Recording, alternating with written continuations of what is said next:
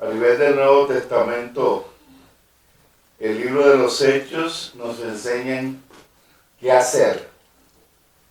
Y las cartas de los apóstoles nos enseñan cómo hacer.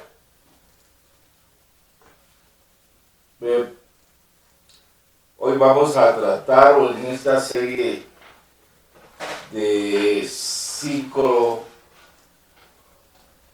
reuniones, vamos a enseñar acerca de la iglesia como la edificación que el Señor Jesús hace. Jesús es el que edifica la iglesia, que es su iglesia. Desafortunadamente, aún en la mayor parte de las iglesias alrededor del mundo, todavía siguen considerando la iglesia como el edificio de la esquina. Y esto no es cierto.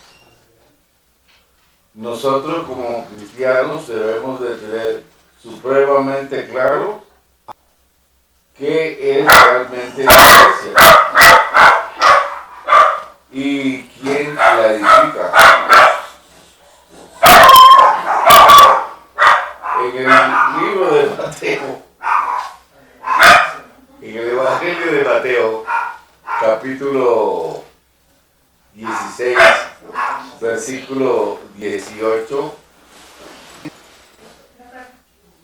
vemos que Jesús se expresó que Él edificaría su iglesia. Y entonces encontramos que es la primera vez en la Biblia que se menciona la palabra iglesia. ¿Ya? ¿Por qué? Porque Jesús, que es Dios hecho carne, no vino a hacer otra cosa que edificar su iglesia. Por eso él predicó el reino de los cielos. Reino significa gobierno.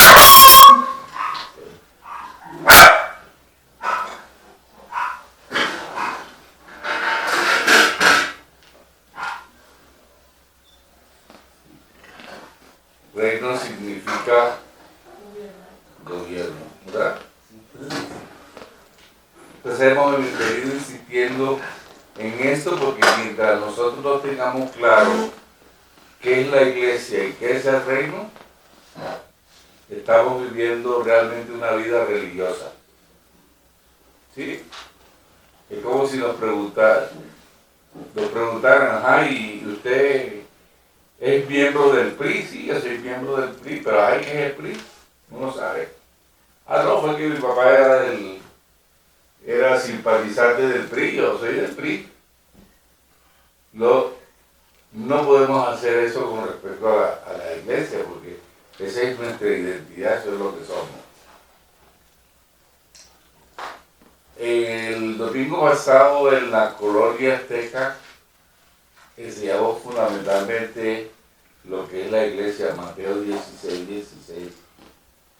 Y yo creo que voy a dejar esto a un lado y vamos a partir de esto. Resulta que el Señor Jesús en Mateo 16 narra el evangelista. El Señor Jesús había estado antes en el norte de Israel y había realizado milagros. ¿Ya? Y luego se dirigió a una ciudad llamada Cesarea de Filipo.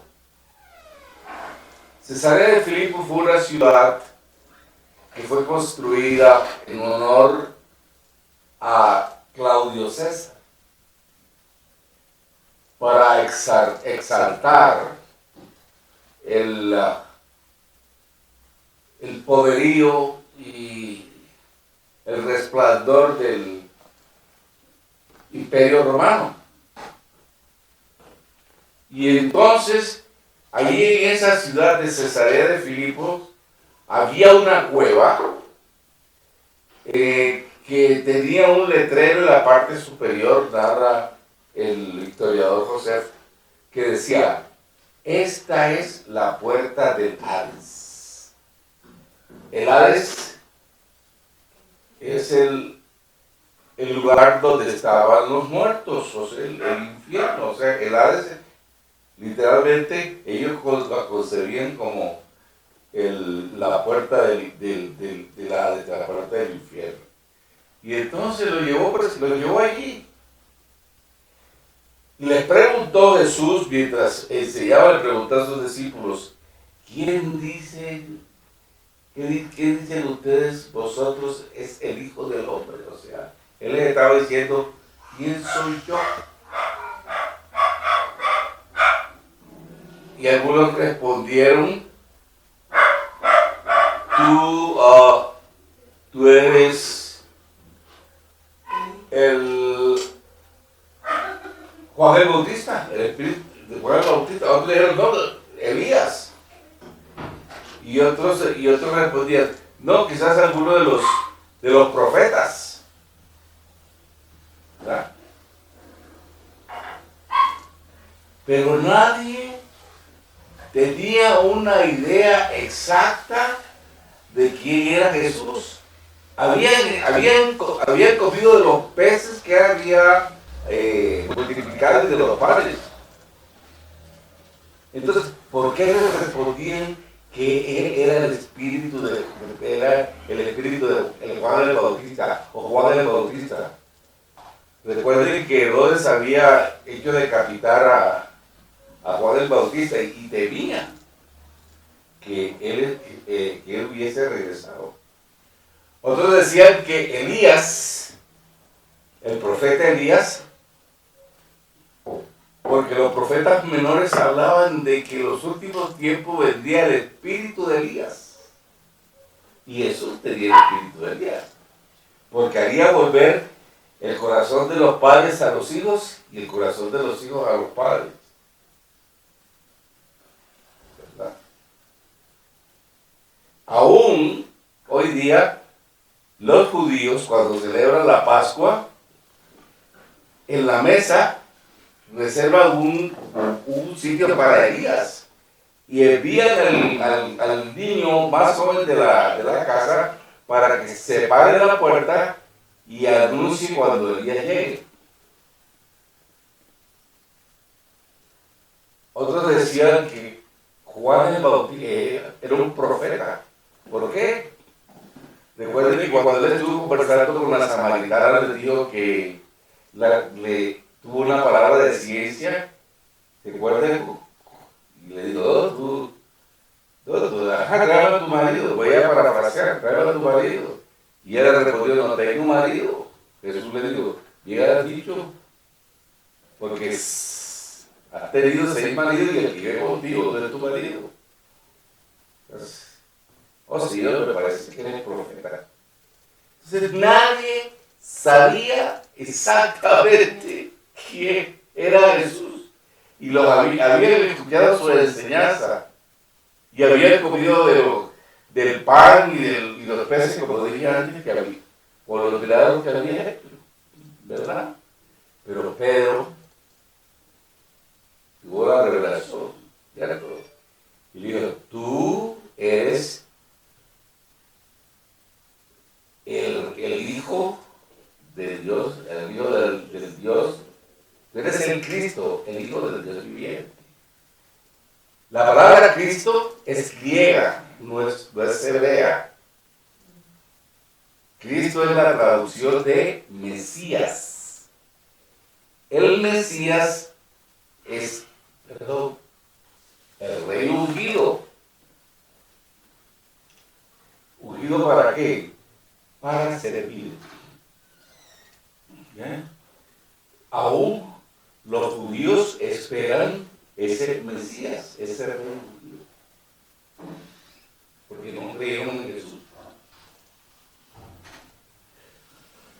Entonces le dijo: tú eres el Cristo, el Hijo del Dios viviente. O sea, Dios mismo le dio la revelación a Pedro de que Jesús era realmente el Cristo, o sea, el Mesías que ellos estaban esperando. Entonces, Jesús le respondió: bienaventurado eres, Simón, hijo de Jonás, porque no te lo ha revelado ni carne ni sangre, sino mi Padre que está en el cielo.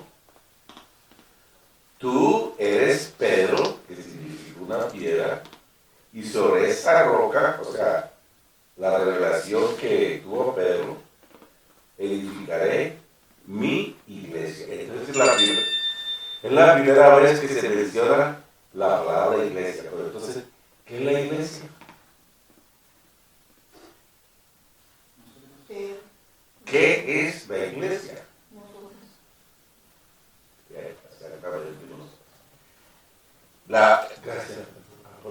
La iglesia, la palabra iglesia utilizada en el griego koiné, es la palabra eclesia.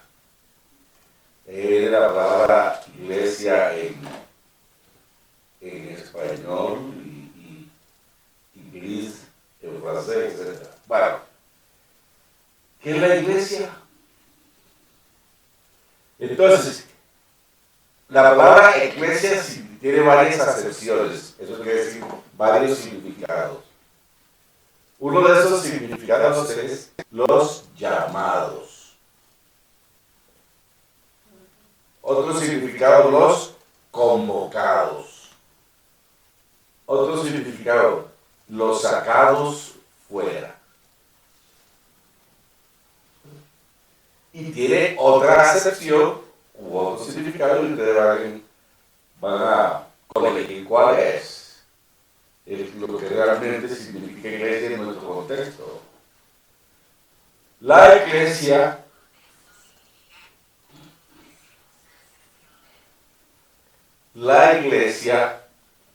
es un conjunto, la iglesia es un concilio.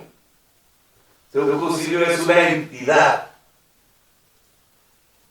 que en esa época estaba formada por varones. Y estos varones eran mayores de 30 años, o sea que eran ciudadanos. En nuestra cultura somos ciudadanos a los 18 años, ¿verdad? Aquí en México, en Colombia, en Australia, etc. En la cultura de Jesús, la mayoría de edad, a la mayoría de edad se llegaba a los 30 años, ¿verdad? Mayores de 30 años, y eran quienes administraban, quienes gobernaban las ciudades-estados. En la época de Jesús,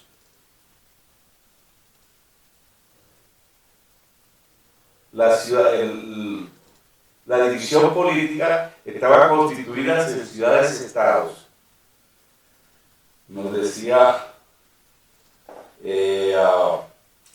Fernando que el estado demanda o se refiere a un territorio ocupado por un grupo de personas con un poder. México es un estado.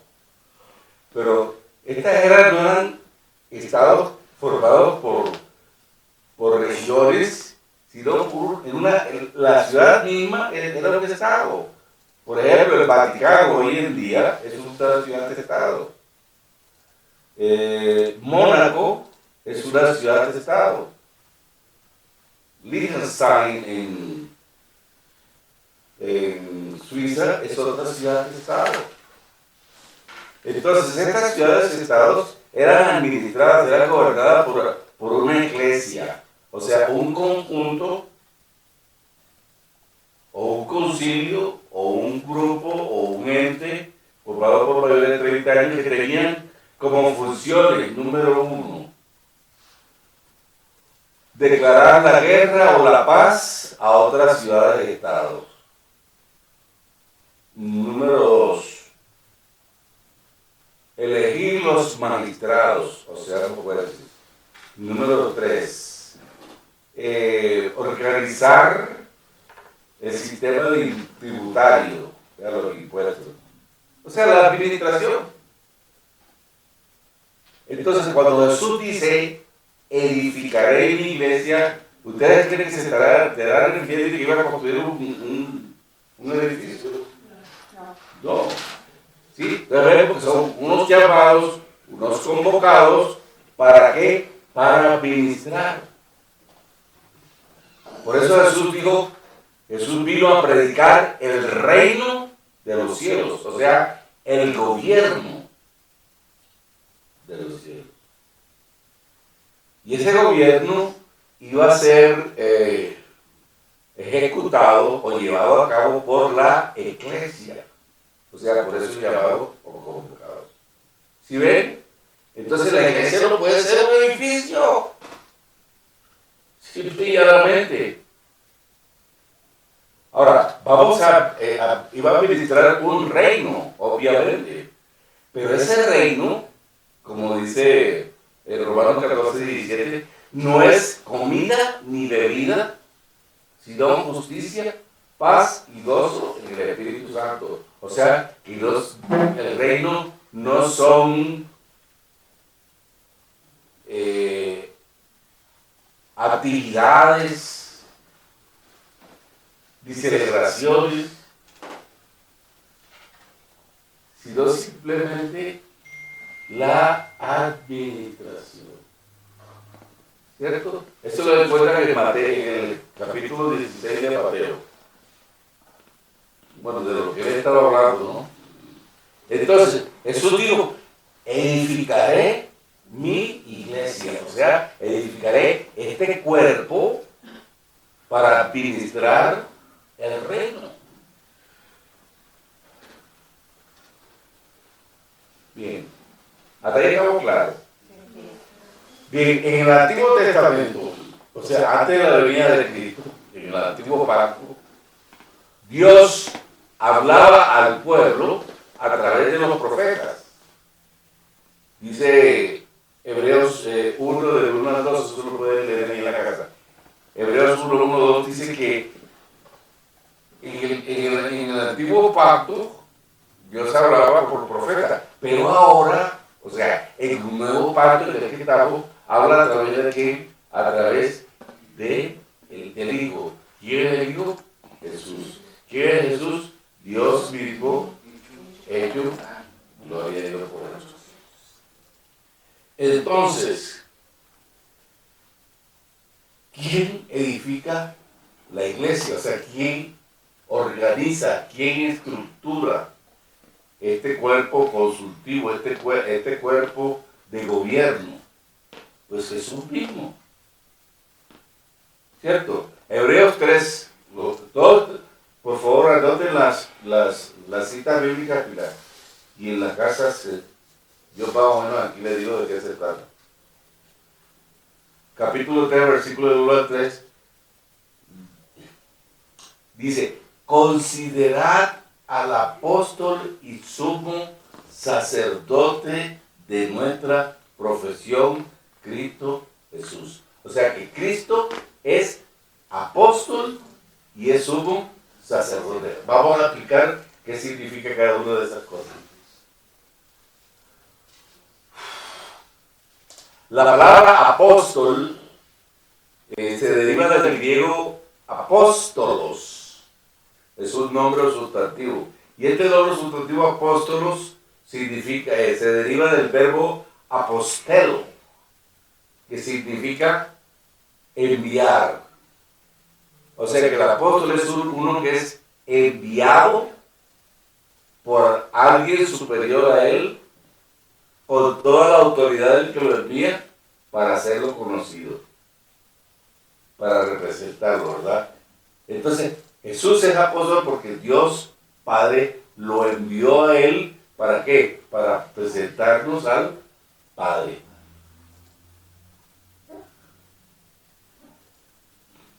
Cristo Jesús, y es sumo sacerdote, porque el sacerdote, ¿qué hace el sacerdote? ¿Qué hacía el sacerdote en el Antiguo Pacto? Realizaba sacrificio, ¿verdad? era el sacerdote representaba al pueblo delante de Dios. Y el apóstol representa a Dios delante del pueblo. Amén. ¿Sí ve? Entonces, Jesús vino a representar al Padre delante de nosotros. Pero al mismo tiempo, como sacerdote, nos representa ante el Padre. Yo digo que Jesús realizaba como sacerdote, venía a realizar un sacrificio, y ese sacrificio era el mismo, ¿verdad? El Cordero. Entonces Jesús es apóstol y es sumo sacerdote.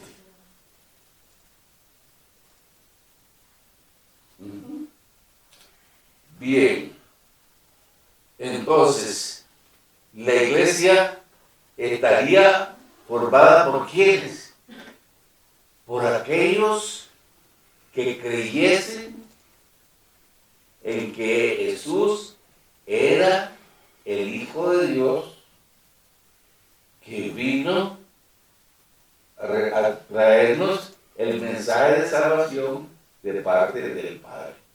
Que Jesús era Dios mismo que se hizo carne. Usted se preguntará por qué. Dios, el sacrificio tenía que ser de un cordero perfecto. Y no hay ningún hombre perfecto. Por eso Dios tuvo que hacerse él mismo en forma de hombre. Porque no había quien. Porque los hombres somos imperfectos, los seres humanos. Por eso digo, Dios mismo se humilló y se hizo hombre para... Entonces, aquellos que recibieron a Jesús como su Señor, como su Salvador, ¿cierto? Fueron salvos, serían salvos por la fe, ya por creer. Creer en Él y su obra redentora. Entonces, todo lo que creyese en Él, por su obra redentora, íbamos a ser parte de esos llamados, de esos convocados. Entonces ya tenemos la iglesia como un órgano de gobierno. Entonces, ¿cómo puede identificarse la iglesia? La iglesia solo puede identificarse por fe. Si usted no cree, no puede ser parte de esta iglesia. ¿Cómo va a ser parte de usted de algo en lo que no cree? Entonces, la iglesia como tal se fundamenta en la fe. ¿En cuál fe? En que nosotros creamos que Jesús es Dios mismo que se hizo carne. Ahora, ¿quiénes van a integrar a la iglesia? ¿Quiénes van a formar la iglesia? Pues nosotros, los llamados, los convocados, los llamados fuera. Vamos a ver una alegoría. O sea, la alegoría es una idea mental que es representada en un objeto material. Entonces, vamos a ver varias alegorías, o si quieren, también metáforas, que son maneras comparadas de hablar o figuras de pensamiento. La iglesia, obviamente, iba a estar formada por personas. La iglesia sería considerada como un edificio, como una casa.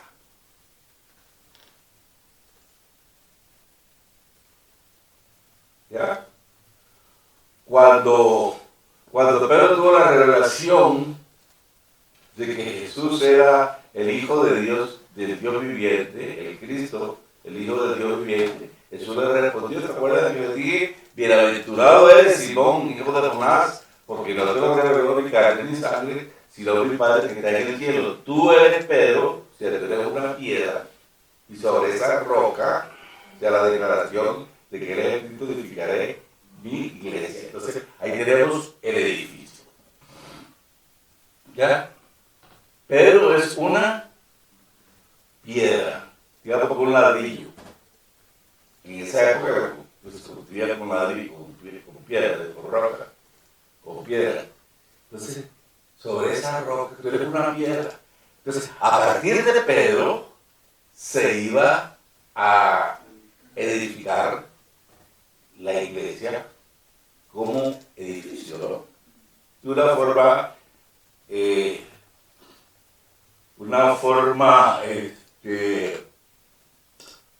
comparación,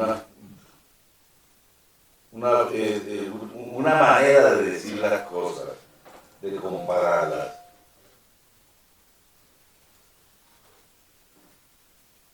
Y más adelante, pero en su carta, la primera carta, capítulo 2, versículo 5, escribe a la iglesia y le dice, vosotros también como piedra viva, sed edificados como casa espiritual. Entonces, ¿qué es la iglesia? La iglesia es una casa, pero espiritual.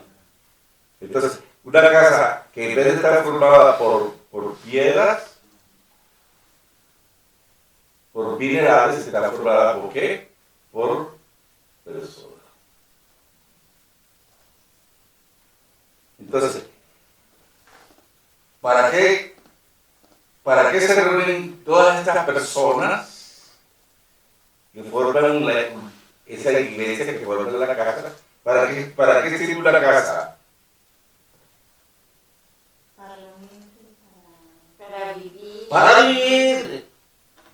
Una casa para que viviera ¿quién? Jesús, que es Dios hecho carne. Entonces, la iglesia, en usted vive Jesús, vive Dios. Usted es la casa donde Jesús vive en el Espíritu. ¿Saben ahora por qué debemos de cuidar del cuerpo?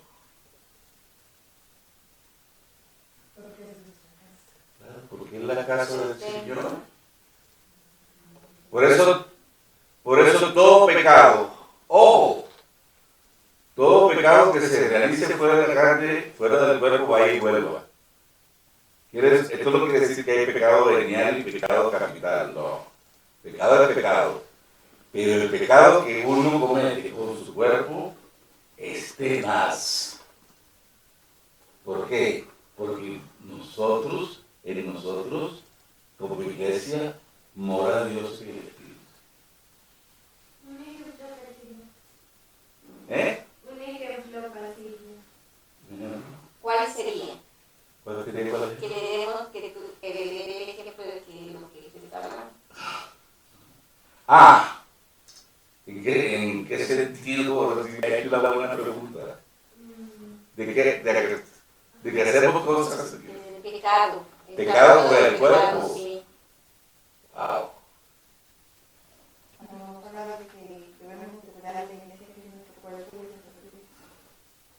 Debo de cuidar de muchos aspectos, pero se refiere más a la sexualidad. Sé que cuando nosotros no podemos utilizar nuestro cuerpo solamente para llenar placer. ¿Sí ve? Entonces, unirse, tener intimidad física. Si es una persona, por ejemplo, si yo soy casado, yo no puedo tener una relación íntima de hombre con mujer, con una mujer que no sea mi esposa. ¿Verdad? Y lo mismo, si yo no soy casado, si yo tengo una compañera que legítimamente el Señor me ha entregado, yo no debo unirme a ella. ¿Por qué? Porque porque estoy abusando.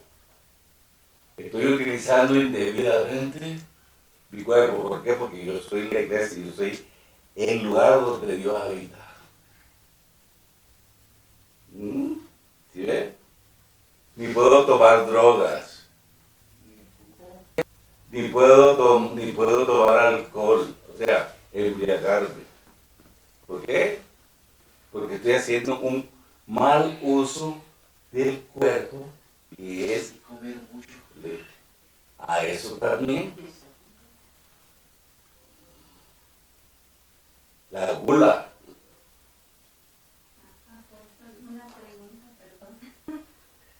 Una pregunta.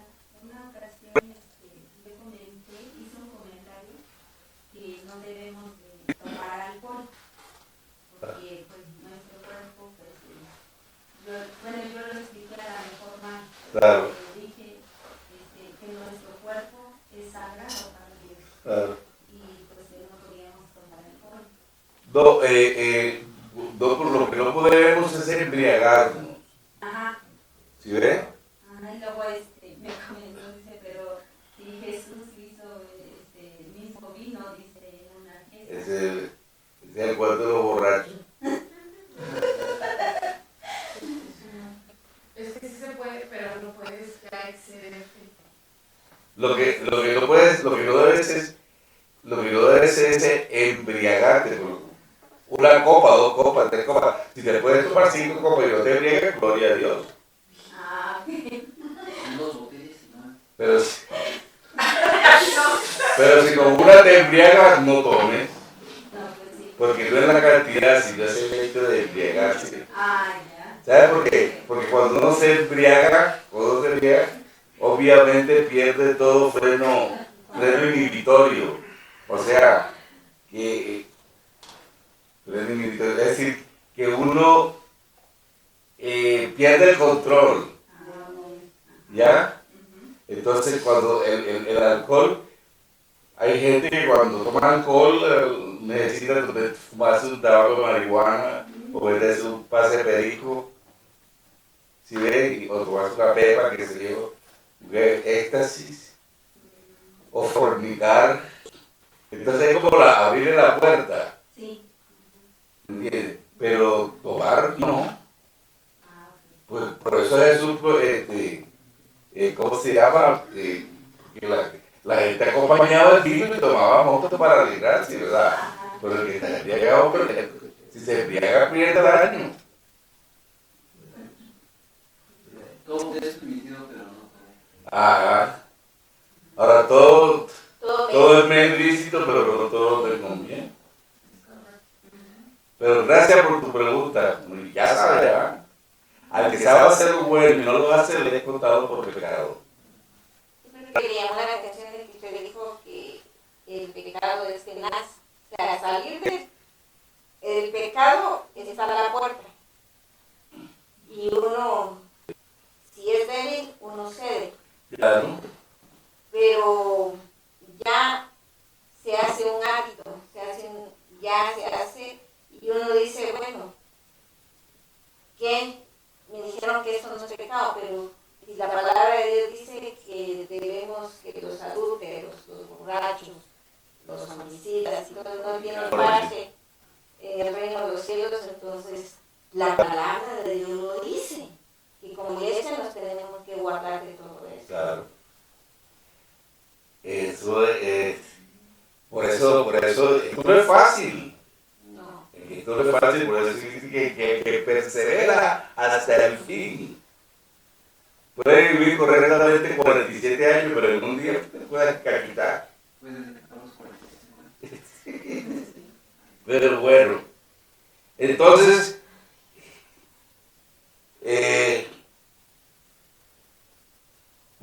cuando llegamos a los pies del Señor, que creemos, formamos parte de la iglesia, vamos a ser ciudadanos,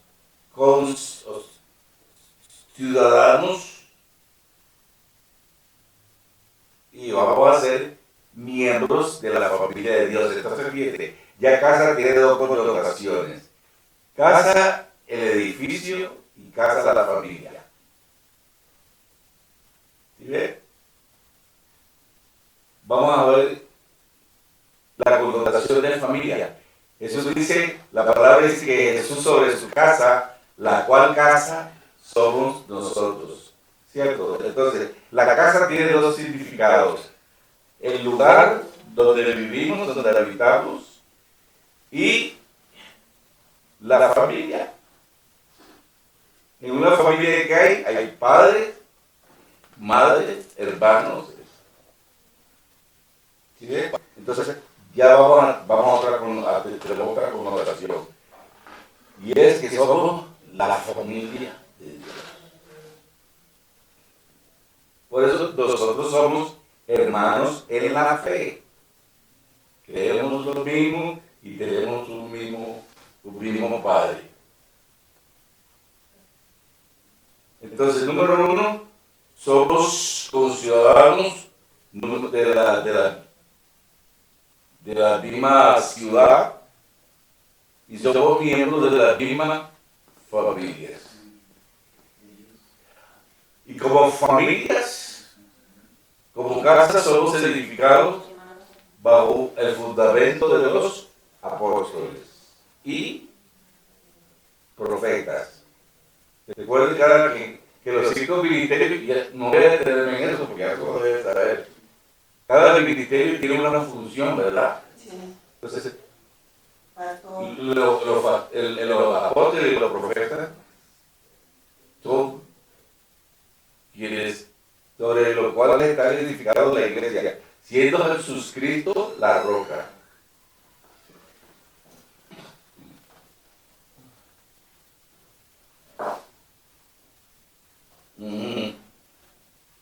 Entonces, la iglesia que Jesús está edificando es la iglesia que tendrá la autoridad. Recuerden que estamos hablando de reino, de gobierno. Entonces, nosotros como iglesia tenemos la autoridad. Creo que esto le va a gustar.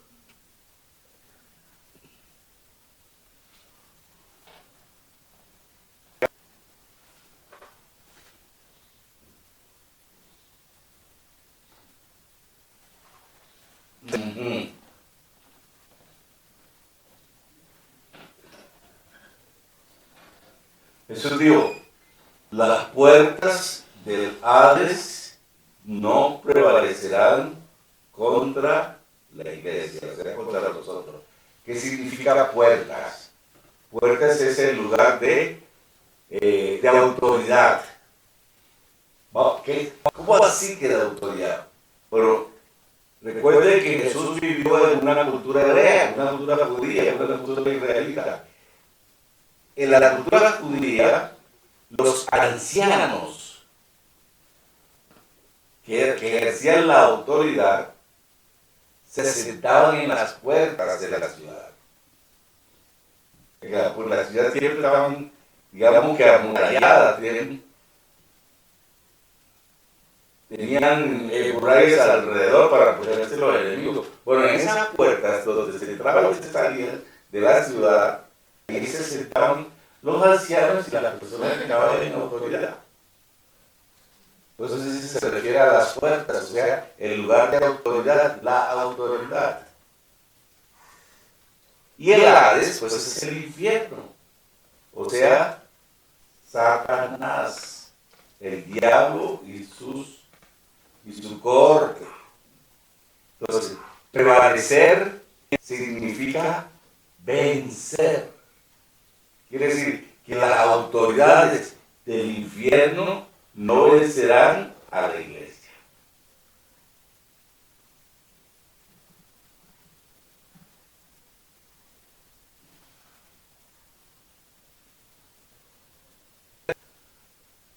¿Correcto?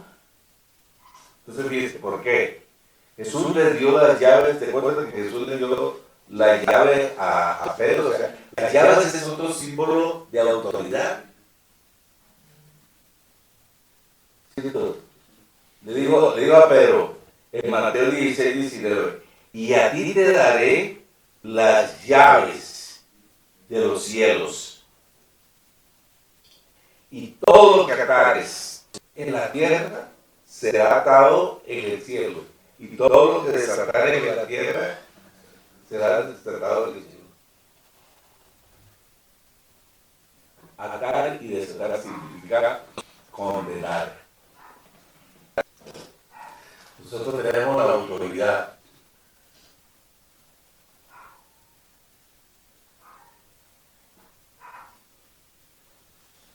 O en esa autoridad está Pedro, como iniciador, como la piedra, la primera piedra que pusieron, que puso en ese edificio.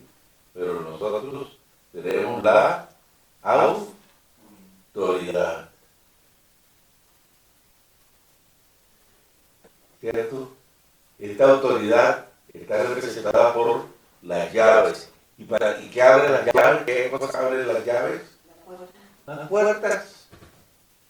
Y nosotros tenemos esa autoridad. Por eso si alguien se levanta contra nosotros, nosotros tenemos toda la autoridad para poner en su puesto. Porque si la semana pasada estuvimos hablando por la hermana, ¿verdad? Una hermana que tenía dificultad, pues esa hermana tiene la autoridad para poner en su puesto a ese espíritu que está dentro de la persona que la estaba atacando. Porque no es la persona, es lo que está en esa persona.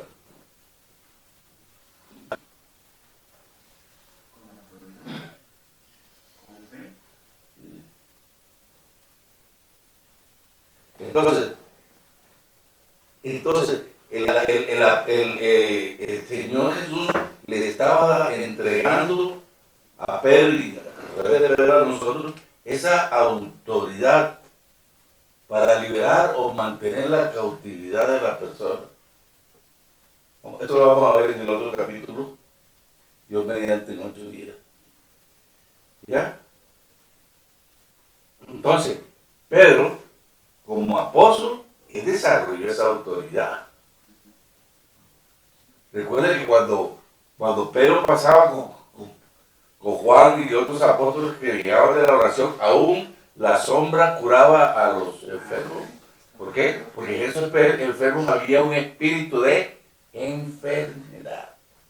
Usted tiene esa autoridad.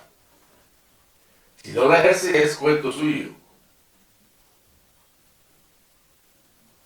Ya ese es su problema.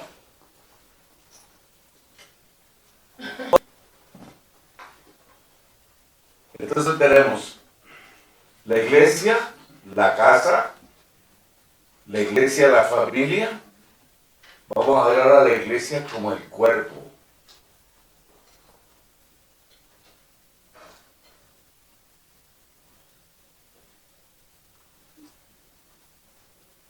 Jesús está interesado en que su iglesia en la tierra, o sea, nosotros, que somos su cuerpo, esté vinculada, esté unida con lo que está sucediendo en el cielo. ¿Qué es el cielo?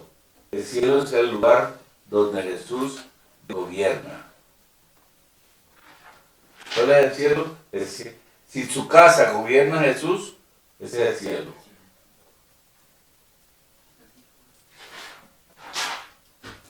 El cielo, no nos estamos refiriendo al cielo atmosférico.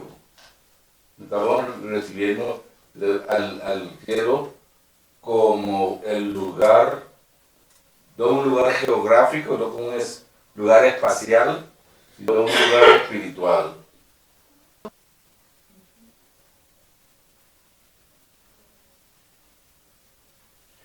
En el libro de Génesis, cuando Jehová Dios creó al mundo, creó todas las cosas y creó a Adán y Eva, le dio una comisión. ¿Se acuerda? ¿Cuál fue esa comisión? ¿No? Fructificad, sujetad, someted. ¿Sí ve? Dios, Jehová Dios le entregó a Adán y a Eva esa comisión. Y esa comisión es la misma comisión que Jesús está entregando a su iglesia, a su cuerpo. Entonces, Cristo va a ser la cabeza de esa iglesia, de ese cuerpo, y nosotros vamos a ser sus miembros.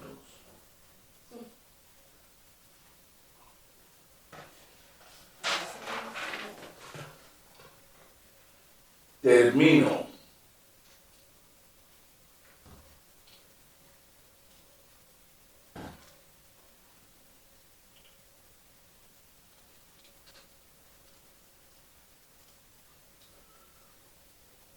La iglesia no es un edificio, la iglesia es la casa donde habita el Señor.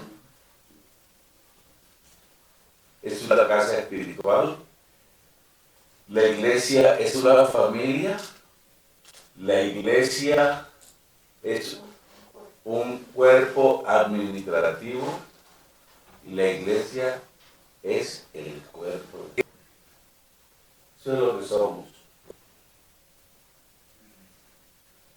Hemos recibido la autoridad, hemos recibido esas llaves para atar en la tierra y desatar en la tierra lo que atemos y desatemos aquí será atado y desatado allá. Por eso nosotros debemos tener claro qué somos y para dónde vamos. Amén. Preguntas.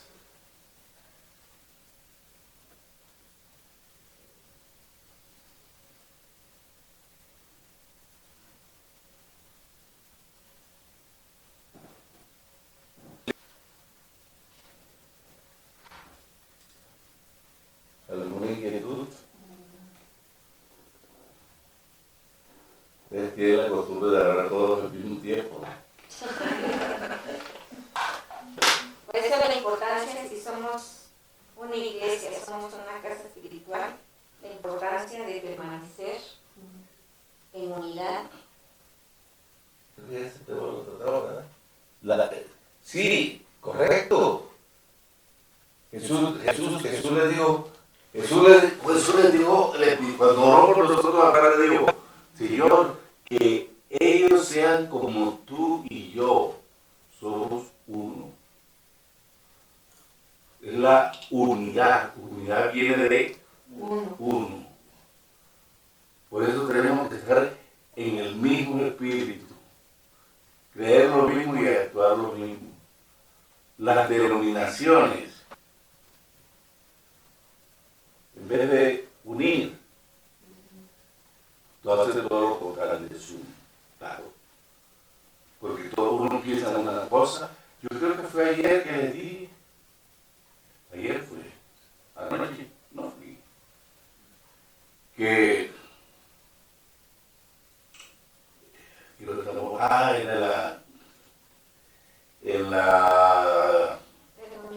No, era aquí, pero fue lo que estábamos grabando.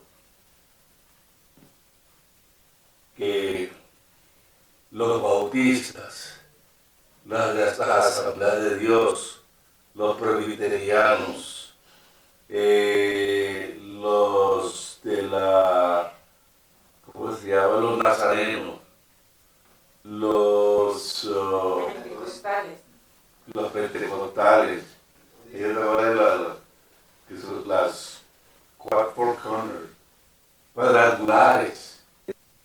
Todos piensan distintas cosas. Y yo les daba un ejemplo anoche. Por ejemplo, en la Asamblea de Dios en Colombia, las mujeres pueden ministrar, pueden ejercer los 5 dones ministeriales. las asambleas de Dios en Colombia. En Ecuador, no. Difícilmente pastoras, hasta allí. En Bolivia, nada. La mujer no tiene ni ministerio. Estamos en unidad. ¿Hay alguna unidad allí? No, pues, ¿de qué unidad estamos hablando entonces? Los bautistas, usted va a una iglesia bautista, si usted es bautista y están celebrando la mesa del Señor, a usted no le permiten que participe. ¿Es eso? ¿Eso es unidad? Entonces, las denominaciones dividen la iglesia. Por eso es conveniente la iglesia en la casa. Porque la iglesia en la casa, fundamentalmente, está orientada por las escrituras, lo que dice la escritura, lo que dice la Biblia, no lo que nos dicen que la Biblia dice, lo que realmente la Biblia dice, ¿verdad? Entonces, la unidad Es que si somos iglesia, debemos de mantenernos en la unidad del Espíritu. Todos hablando lo mismo, todos en un mismo sentir. Por eso yo creo que Dios no se equivoca a lo que está permitiendo ahora, lo que estamos viviendo. Ahí es donde somos probados si somos iglesia, si estamos buscando de Dios, si estamos interesándonos los unos por los otros, si estamos abriendo nuestra casa para adorar a Dios. Es que no debemos de esperar que se abran los edificios y todos vayamos a levantar la mano cuando en nuestra casa nosotros lo vamos a hacer. Pues sí, está fácil. De hecho, en 42, les decía cuando comenzaba esta reunión, que el libro de los Hechos dice lo que debemos hacer. Y las cartas, la carta de los apóstoles, cómo debemos hacer las cosas. El libro de los Hechos nos enseña las cosas que debemos hacer. Y las cartas, cómo podemos hacerlas. ¿Ya?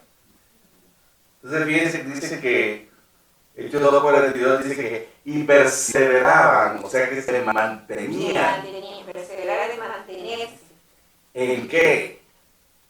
En el partimiento del pan. En La en la doctrina de los apóstoles, en el partimiento del pan, en la comunión uno con otros y en las oraciones. Esas son las primeras obras.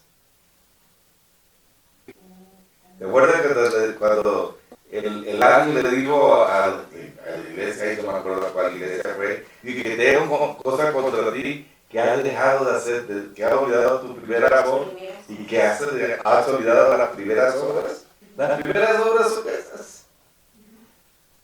Así que fíjense que esto no es nada nuevo. Desde el comienzo de la iglesia se están dando todas estas cosas. ¿Verdad? Pero recuerden, como la casa. La casa en la cultura oriental significaba un lugar de seguridad, de protección. ¿Cierto? En la cultura occidental es una circunstancia de relación. ¿Ya? En la antigüedad, pero en la cultura oriental, protección.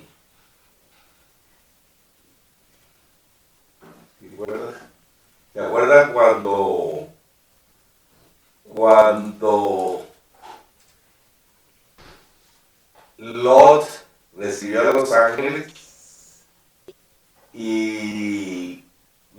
gente del pueblo fue a golpearle la puerta, toparle la puerta para que le entregase a los ángeles que traían los varones. ¿Y qué hizo Lot? Dijo, si quieren le entrego a mis hijas. Oh, le iba a dar sus hijas para causar de sus hijas. ¿Por qué? Por el concepto de en la cultura oriental de lo que significaba la protección de la casa. Tener huéspedes en la casa significaba que la responsabilidad del anfitrión por la vida del huésped. Tremendo. Y esta duraba, ellos lo llamaban el pacto de sal, duraba 3 días. O sea, que una persona, un huésped podía recibir la protección de su hospedador hasta por 3 días. 3 días es 3 días es lo que dura la sal. 3 días fue el tiempo que demoró el Señor Jesús en la tumba. Interesante, ¿verdad? Amén. Padre, te damos gracias por este tiempo maravilloso que hemos podido compartir de tus asuntos como iglesia, como tu cuerpo, y como tu casa, y como tu iglesia. Gracias, Señor. Oro porque seas tú dándole a mis hermanos la capacidad de madurar, Señor, en tus palabras. Padre, que vean un poco más allá de sus ojos naturales, que con sus ojos espirituales puedan visualizar la importancia y el privilegio que han recibido, Señor, al conocerte, al aceptarte como su Señor y Salvador. Y que también, Señor, se han convertido en tu casa, de tu familia, de la cual tú eres el Padre. Gracias, Señor. Muéstrale, revélale, Señor, la importancia de conocer todas estas cosas, Padre, para que sean tesoros que ellos y ellas le den una funcionalidad que las usen, Señor, que oren con la autoridad, amado Dios, tratando y desatando lo que ya tú en el cielo has tratado y desatado. Gracias por esta noche, Señor. Guárdalos, llévalos en el hueco de tu mano, Señor, como ministro de tu evangelio. Yo los bendigo con toda bendición de lo alto.